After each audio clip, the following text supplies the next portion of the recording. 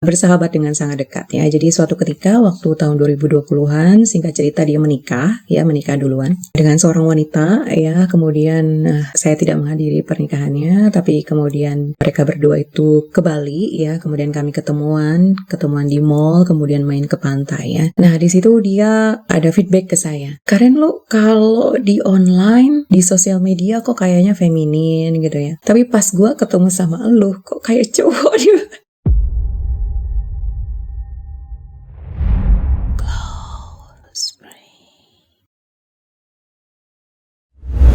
Halo, apa kabar Anda dimanapun berada? Terima kasih masih di channel Mas Resa Sirana ya. Kali ini gak enak banget ya duduknya begini, Mas ya. Kita duduknya begini aja. Oke, sekarang kita sudah mulai ya. Ini mungkin layout yang berbeda dengan video yang sebelumnya ya. Sekarang mungkin akan tampak lebih dekat seperti ini ya, dan juga dengan lighting yang cukup berbeda. Cuman ya frame-nya masih kurang ya. Harusnya sih 24 minimal, tapi ini kayaknya masih 12 ya. Mungkin nanti kita punya kamera yang lebih bagus lagi sehingga bisa menghasilkan video dengan kualitas yang lebih baik ya. Semoga. Saya mau cerita aja ya sebagai perjumpaan kita di akhir tahun ini ya.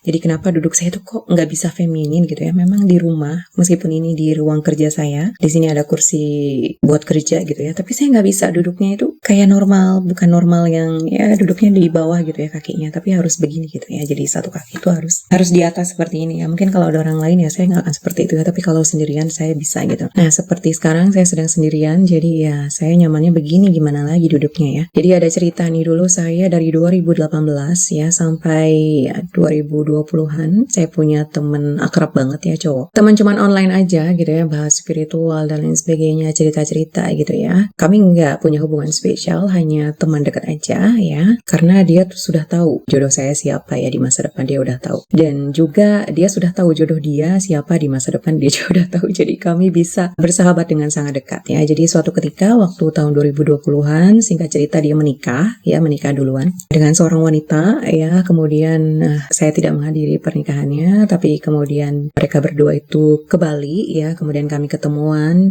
di mall, kemudian main ke pantai ya. Nah, di situ dia ada feedback ke saya. Karen, lu kalau di online, di sosial media kok kayaknya feminin gitu ya. Tapi pas gua ketemu sama lu kok kayak cowok dia. Dari cara duduknya, sikapnya, dan lain sebagainya tuh kayak cowok gitu ya. Jadi mungkin bagi Anda nih yang nanti bakal mungkin ya suatu hari nanti ya ada jodoh atau takdir ketemu saya, mungkin gak jauh beda feedbacknya dengan teman akrab saya tersebut gitu ya. Kok kayak cowok gitu, jadi kayak ada maskulinnya gitu. Maskulinnya justru lebih kuat dibandingkan dengan femininnya ya. Sebenarnya saya bisa dandan, bisa masak, semuanya juga bisa ya, pekerjaan wanita gitu. Cuman saya lebih tertarik kepada pekerjaan yang lebih mengarahkan, membimbing ya. Karena dalam diri saya sepertinya ada sesuatu yang harus saya sampaikan seperti itu ya, dan kayaknya ini yang paling benar gitu, atau ini setidaknya menurut saya benar ya.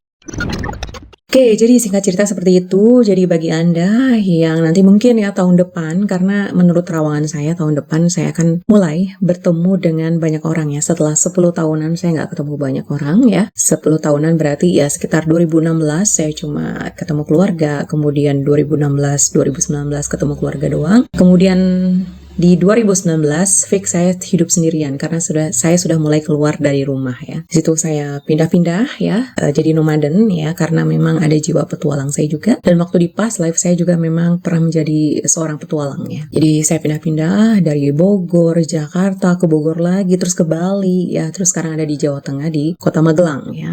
Dan ya ini cukup seru sih. Kenapa mungkin ada yang bilang ya, saya pernah di apartemen yang ya cukup lumayan mahal ya. Waktu itu ya memang kliennya lagi banyak, nggak seperti sekarang ya sudah menurun gitu ya. Jadinya tinggalnya di Magelang yang lebih hemat lagi ya. Dulu pernah ada klien saya yang bilang, kenapa kamu nggak nyicil rumah aja gitu, atau ya beli rumah kalau ada tabungannya. Saya bilang saya sepertinya nggak seperti itu gitu. Sepertinya saya akan punya rumah sendiri ya dengan cara yang berbeda. Dan ternyata saya sudah tahu gitu bahwa saya akan membangun rumah setelah megatrust ya. Jadi megatrust itu kan sebenarnya gempa di atas 9 skala Richter ya. Kalau mau aman kan sebenarnya bangun rumah atau memiliki rumah itu setelah megatrust sebenarnya ya. Nah, jadi disitulah saya akan membuat atau membangun rumah sendiri ya, meskipun kecil, tidak besar ya. Yang penting cukup untuk diri sendiri ya. Nah, ternyata ya saya belum berpikir untuk membangun rumah ya, kalau sekarang masih sewa ya, sebelum megatrust terjadi. Jadi setelah megatrust saya akan bangun rumah sendiri. Karena apa? Karena yang pertama, setelah megatrust ya gempa-gempa selanjutnya itu tidak akan sampai menghancurkan rumah ya. Jadi kita nggak perlu lagi bangun rumah 2 kali kan ya. Oke, terus yang kedua, saya ingin bangun rumahnya itu di dataran tinggi ya, di dataran tinggi. Nah, masalahnya kalau bangun rumah di dataran tinggi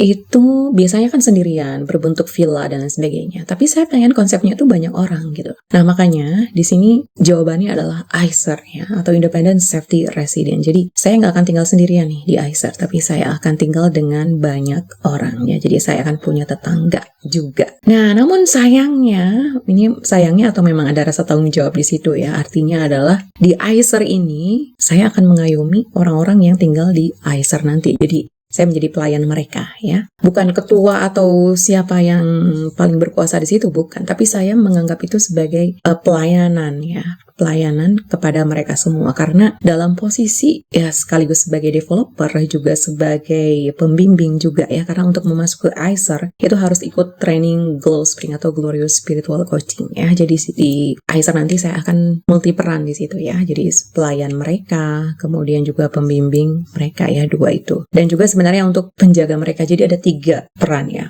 Pelayan, pembimbing, dan penjaga mereka semua gitu ya, para penduduk nanti yang akan tinggal di ISER ya. Kalau awal-awal mungkin ada sekitar ya mungkin 10 orang, kemudian ada sampai ketika suatu saat kondisi nanti semakin parah di Indonesia mulai bertambah banyak ya, dan mungkin saja akan mulai diduplikasi oleh banyak masyarakat, banyak ekosistem yang lainnya ya. Karena nanti sebenarnya ekosistem seperti ISER ini akan menjadi trendsetter atau disrupsi yang baru. Sebenarnya ISER sebagai disrupsi yang baru ini juga sebenarnya untuk mencegah disrupsi lama yang sudah terbentuk itu tidak semakin liar ya. Karena disrupsi yang lama yang sudah semakin liar seperti sekarang ini ya, kemajuan teknologi ya, kemudian juga banyaknya kemudahan-kemudahan, itu mengakibatkan ketidakseimbangan terhadap ekosistem kehidupan manusia ya. Jadi kebanyakan sekarang ya manusia belum menjalani kehidupan yang sebagaimana seharusnya. Sehingga daripada itu kita melihat banyak ketidakseimbangan. Salah satu implikasinya adalah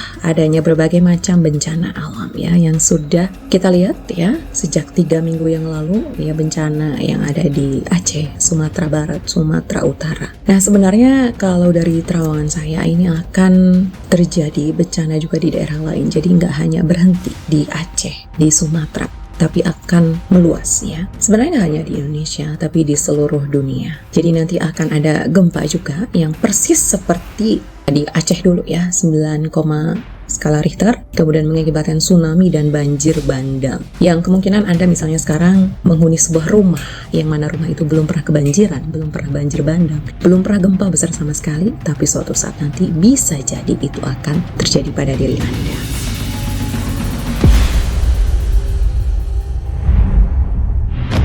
Bukan perumahan biasa, hidup tetap aman, makmur, bahagia, damai sejahtera di tengah berbagai krisis yang melanda dunia.